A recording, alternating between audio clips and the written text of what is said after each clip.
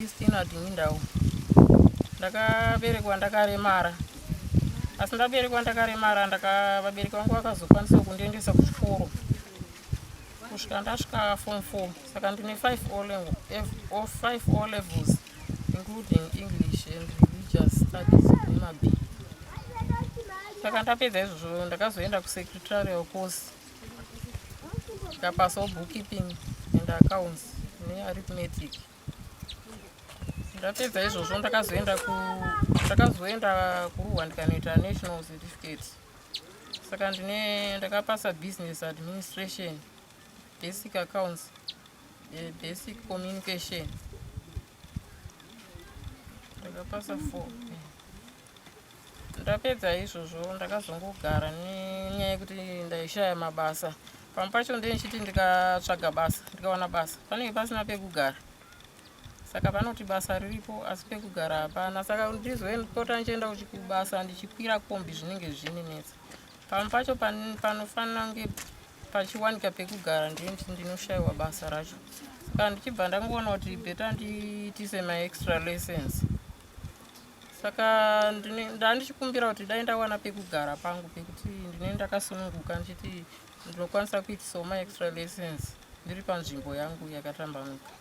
Uye ndinogona kuruka zvimeti zvekutsikirira, ndogona kuruka majusu, zvese zvinorukwa neshinda ndogona kuzviita.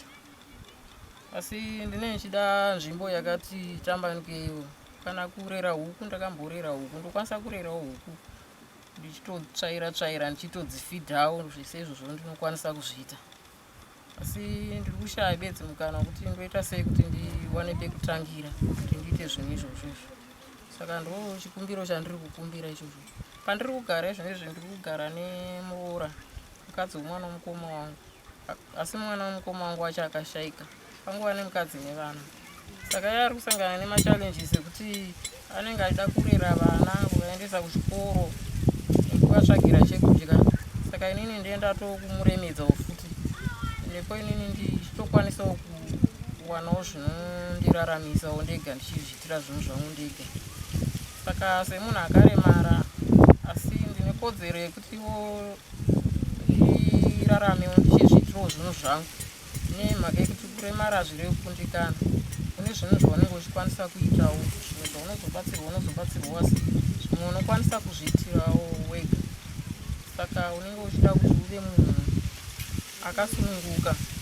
Nekuti zvinezvi kana ndiri pamba pemuroora, vamwe vanogona kungoregeredza veugama vanenge vachingoti hameno iye waari kugara naye ngaazvionere.